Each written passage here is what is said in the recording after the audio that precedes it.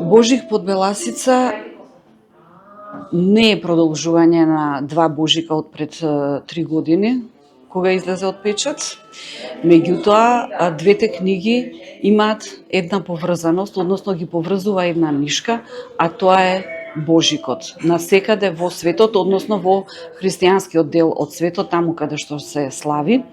Двата романа имаат една заедничка нишка, тоа е географските пространства, односно воопшто пространствата.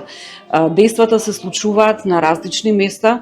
Во првиот роман се случува некаде во Европа, во вториот тргнуваме од Њујорк, меѓутоа и во едниот и во другиот роман приказната завршува во Македонија.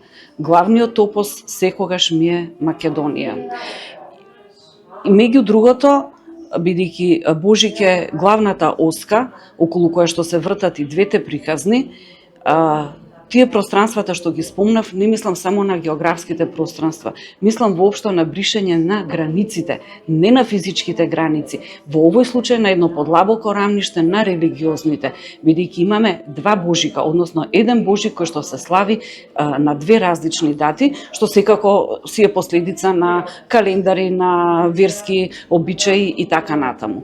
Меѓутоа, Божик е Божик. Каде и да сме, Божик се слави.